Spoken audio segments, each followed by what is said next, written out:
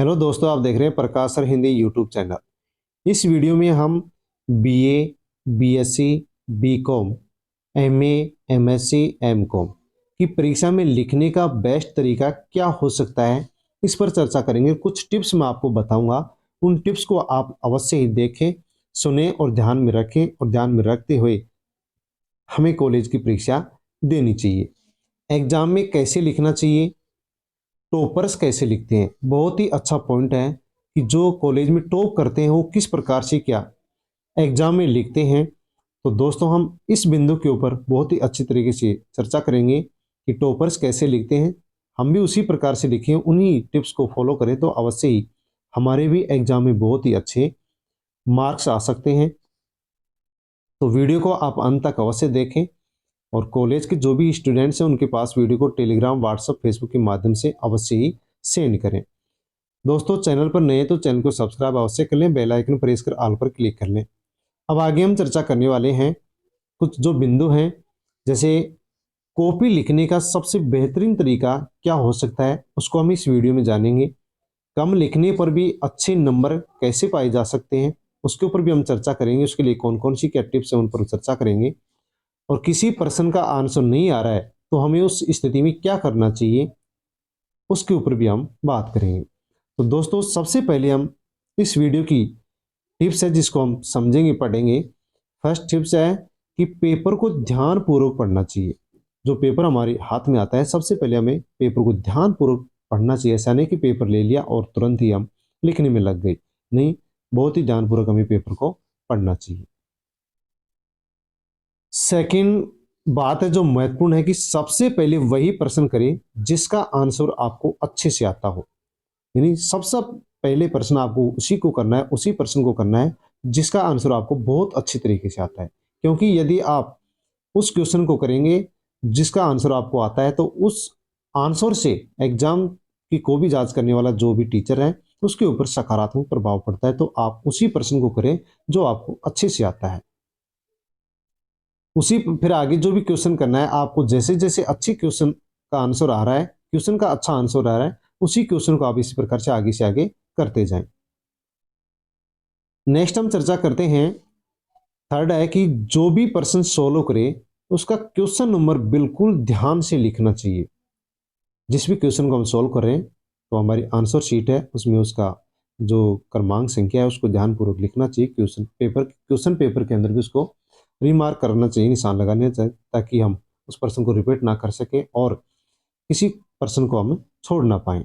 यदि हम निशान नहीं लगाएंगे तो हो सकता है क्वेश्चन छूट जाए, जिसका प्रभाव हमारे ऊपर पड़ता है।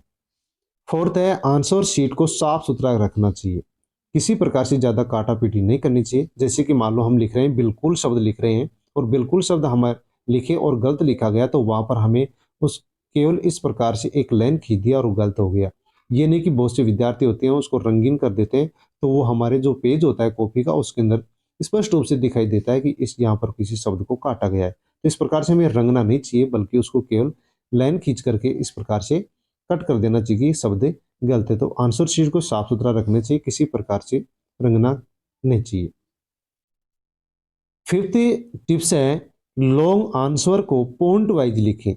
यदि कोई पर्सन है और उस पर्सन का आंसर बहुत बड़ा है, लॉन्ग है, तो हमें वहां पर यदि उसका आंसर देना है तो हो सके तो, यदि बन सके तो पॉइंट वाइज हमें उसका आंसर देना चाहिए। पॉइंट बना बना करके उसके आंसर देने चाहिए, बल्कि हमें वैसे ही कॉपी को नहीं बनना चाहिए, पेज नहीं बनना चाहिए, पॉइंट बना करके फिर उसका आंसर देना चाहिए।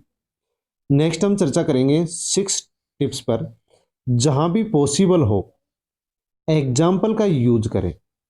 यानी कोई पर्सन जिसका आंसर हम दे रहे हैं और यदि वहां पर ये पॉसिबल है, यदि संभव है कि हम एग्जाम्पल दे सकते हैं तो एग्जाम्पल अवश्य ही दे, उसका यूज अवश्य ही करें।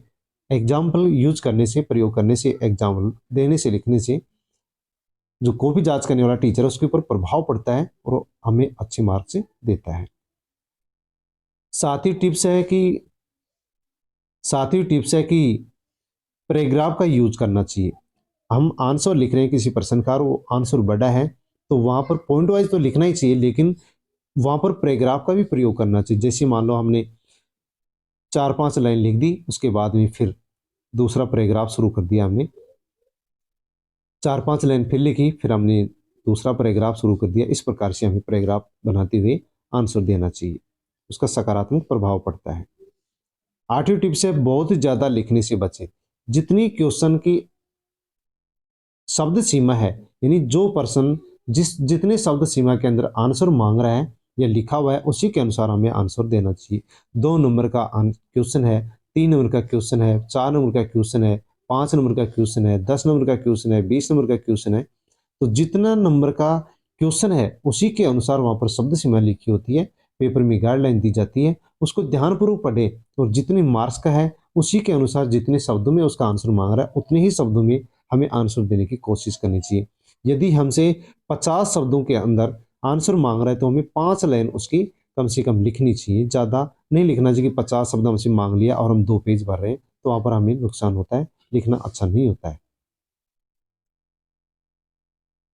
9वीं टिप्स है, 9th टिप्स है डायग्राम एंड थ्योरी का ऑप्शन हो तो डायग्राम वाले पर्सन को करना चाहिए।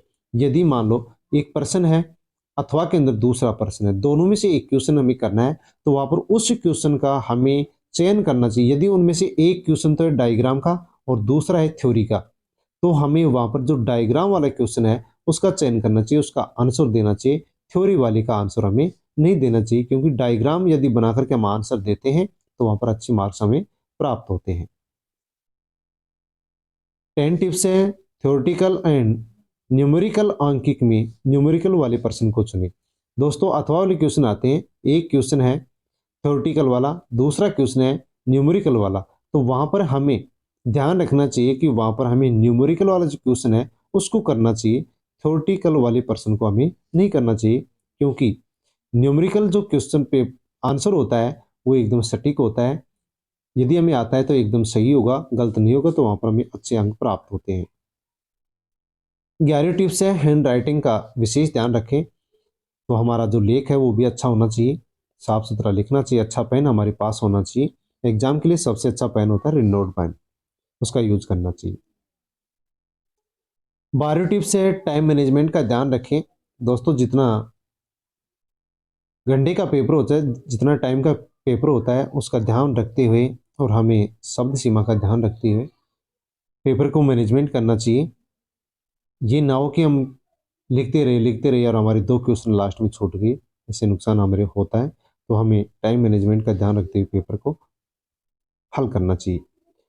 नेक्स्ट 13वीं टिप्स है किसी भी पर्सन को छोड़ना नहीं चाहिए। कोई भी पर्सन हो, जो पर्सन हमें आ रहे हैं उसका आंसर हमें पहले देते रहना चाहिए, और यदि लास्ट में हम जाते हैं कि यहाँ पर हमारे 2% 3% अब छोड़ रहे हैं, ये हमें नहीं आती है, उसके आंसर तक हम नहीं पहुँच रहे, तो किसी भी प्रकार से हमें क्वेश्चन के आंसर देने की कोशिश करनी चाहिए, किसी भी क्वेश्चन को छोड़ना नहीं चाहिए। इसके लिए दोस्तों हमें क्या करना चाहिए कि कोई भी पर्सन है जो हमें आ नहीं रहा है उसकी कम से कम, जैसे मान लो 13वां क्वेश्चन हमें नहीं आ रहा है, तो उसके आंसर शीट के अंदर हम लिखने की कोशिश करें कि 13वां क्वेश्चन है, इसका हम आंसर देने की कोशिश करें, आंसर लिखें, और फिर उस पर्सन से संबंधित हमें कुछ विचार करने चाहिए, सोचना चाहिए, और फिर थोड़ा बहुत कुछ लिखने की कोशिश करना चाहिए। यदि हम इस प्रकार से थोड़ा बहुत सोच सोच के लिखने की कोशिश करेंगे तो लिखते रहेंगे, और जितने शब्द सीमा में उसका आंसर मांगा जा रहा है हम देने की कोशिश करते रहेंगे, तो वहाँ पर हमें जो हमारे जो दिमाग के अंदर आ रहा है वो बहुत ही सटीक उस क्वेश्चन का आंसर से संबंधित कोई तथ्य आ रहा है, तो हमें उसका आंसर देते रहना चाहिए और किसी भी पर्सन को हमें छोड़ना नहीं चाहिए, यानी किसी भी पर्सन को नहीं छोड़ना चाहिए। जो पर्सन नहीं आ रहा है उसका आंसर हमें सोच सोच कर देने की कोशिश थोड़ी सी करनी चाहिए, फिर आगे से आगे हम बढ़ते जाते हैं, उसका आंसर दे देते हैं। तो वहाँ पर यदि क्वेश्चन मान लो 10 मार्क्स का है तो हमें वहाँ पर 10 मार्क्स नहीं मिलते हैं, तो हो सकता है कि हमें कुछ लिखा, थोड़ा बहुत ठीक ठाक लिखा गया तो 5 मार्क्स हमें प्राप्त हो जाए, हो सकता है कि 7-8 मार्क्स भी हमें उसके अंदर प्राप्त हो जाए। तो किसी भी पर्सन को हमें छोड़ना नहीं चाहिए, उसका आंसर देने की कोशिश करनी चाहिए। कोई पर्सन नहीं आता है तो उसके लिए क्या करें, तो दोस्तों इसके ऊपर हमने विचार कर ही लिया किस प्रकार से हमें पर्सन का, जिसका आंसर हमें नहीं आ रहा है उसको आंसर देने की कोशिश करनी चाहिए। और अंतिम इस वीडियो का 15वीं टिप्स है पेपर कंप्लीट करने के बाद आंसर शीट अवश्य देखनी चाहिए। यानी पेपर हमने कंप्लीट कर लिया, सारे क्वेश्चन हमारे हो गए, आंसर शीट को हमें उस समय फिर देख लेना चाहिए कि कोई पर्सन हमारा छूट तो नहीं गया है, कोई पर्सन जो हम लिख रहे थे उसका आंसर बीच में तो नहीं छोड़ दिया था हमने, छोड़ दिया था, हम उसको कंप्लीट कर लेंगे। तो अंतिम टिप्स आप ये ध्यान में रखें कि पेपर जैसे आपका कंप्लीट हो जाए तो आप अवश्य अपनी आंसर शीट को देखेंगे, ध्यानपूर्वक देख करके, और फिर आप अपनी एग्ज़ाम संपन्न करेंगे। तो दोस्तों ये 15 टिप्स थी जो हमने बीए के अंदर और एमए में, बीएससी, बीकॉम जो भी हैं कॉलेज के अंदर एग्ज़ाम होती हैं, शानदार नंबर किस प्रकार से हम प्राप्त कर सकते हैं, उन 15 टिप्स के ऊपर हमने चर्चा की। यदि आप इन टिप्सों को फॉलो करते हैं तो अवश्य ही आप बहुत ही कम पढ़ाई करके भी अच्छे मार्क्स प्राप्त कर सकते हैं। आशा करता हूँ आप वीडियो से संतुष्ट होंगे। वीडियो आपको कैसा लगा? अच्छा लगा तो लाइक करें और कमेंट करके अवश्य बताएं। अन्य जो कैंडिडेट्स हैं कॉलेज की में अध्ययन रहते हैं उनके पास आप वीडियो को टेलीग्राम, व्हाट्सएप, फेसबुक के माध्यम से सेंड करने की अवश्य कोशिश करें। धन्यवाद।